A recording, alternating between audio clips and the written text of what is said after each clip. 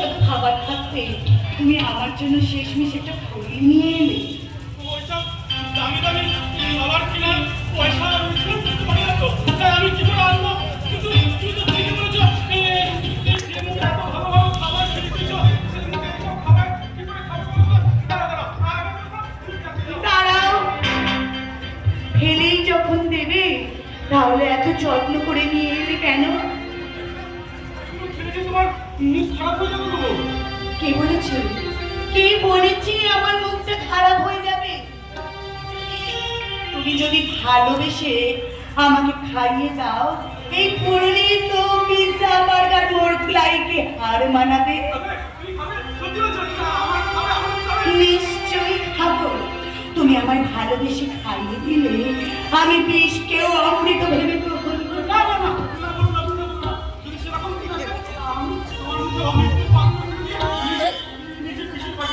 না না না, তা কিন্তু হয় না। যাই হয়ে যাক না কেন, আজ থেকে তোমার আমার সব কিছু আলাদা। তুমি যদি পিসের পাত্র মুখে তুলে নাও, আমাকেও তার আর্থিক ভাগ মুখে তুলে দিও। কি বলো, দেবে না আমার মুখে তুলে?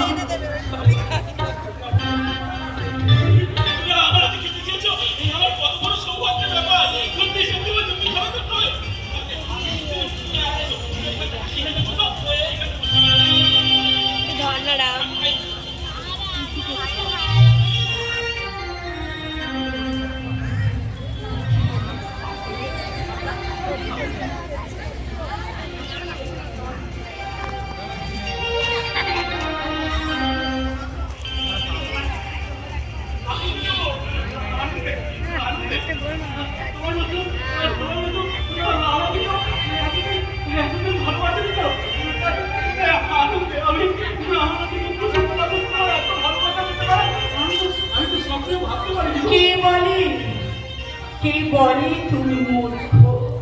তুমি মূর্খ হলেও তোমার মধ্যে আছে মানসিকতা, যেটা হাজার হাজার শিক্ষিত মানুষের মধ্যে পাওয়া যায় না গো। তাই তো তোমাকে আমি স্বার্থ হিসেবে আমি অনন্য, আমি তোমার বউ হয়ে আমি পরিপূর্ণ। আমি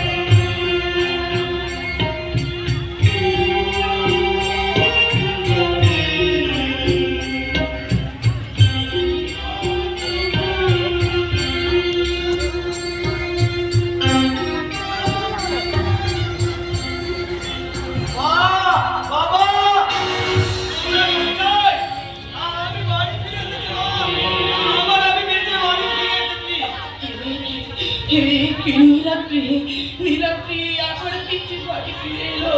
হে ভগবান, এখন আমি তাকে কি জবাব দেব? তুই সুস্থ হয়ে গেছিস?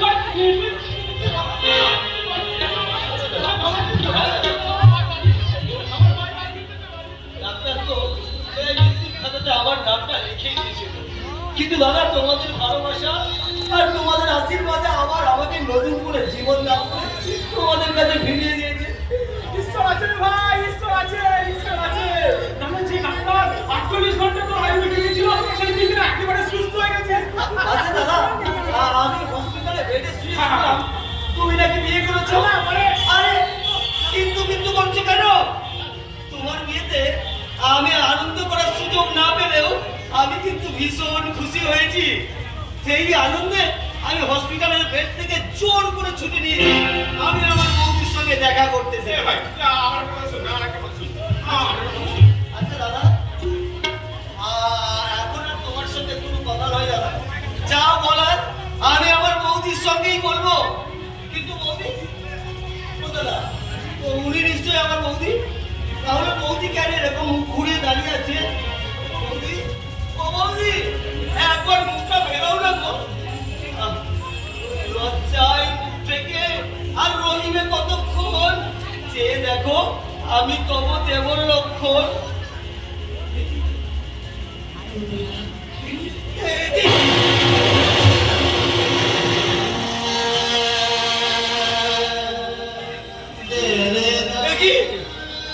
আমি কাকে দেখছি? আমারই বাগদাত্তা, আমার ভালোবাসার মানুষ, আজকে আমার দাদার বউ। এই এই দৃশ্য দেখার আগে আমাকে অন্য করে দিবে লাগে। নীলাদ্রি, তুমি আমার কথাটা একটিবারের জন্য শোনো নীলাদ্রি। একটাও কথা বলবে না, আমার নামটাও তুমি জানবে না।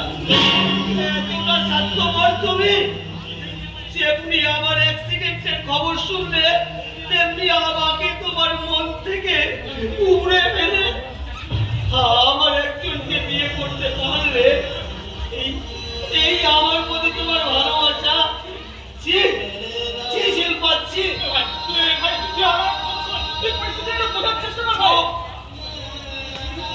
তুমি তো আমার দাদা, তোমাকে তো আমি দেবতার মতো ভালোবাসতাম, আর সেই তুমি কি করে পারলে আমার বাচ্চাটা, আমার ভালোবাসার মানুষটাকে বিয়ে করে দিতে?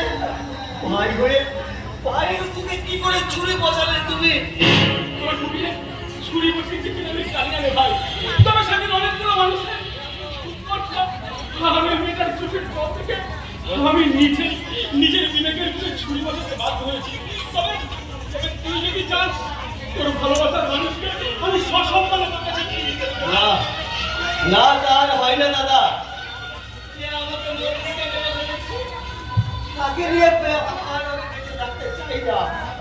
বিধাতা আমার কপালে যা লিখেছে আমি সেটাই মন থেকে মেনে নিলাম। আমি শুধু রাখতে চাই তোমরা দুজনে সুখে থাকো, তোমাদের সুখ থেকে আমি সুখে থাকার চেষ্টা করি।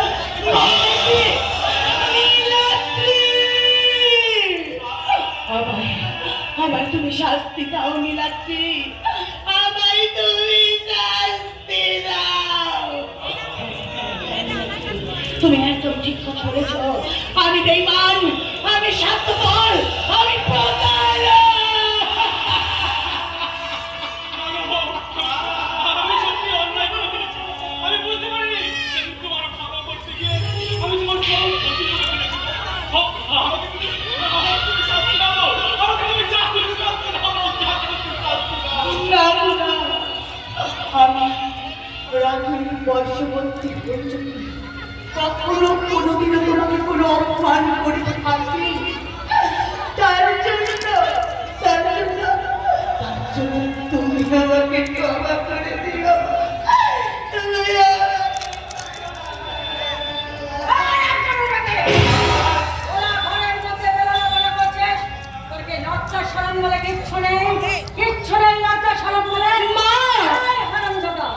জীবনে তো বিয়ে মুখ পড়া শয়তান দোকানে হাত করে বেটে একটা কচি বউ পেয়েছিস, তুই যে এভাবে বউ হয়ে উঠেছিস, আমি কি বলবো?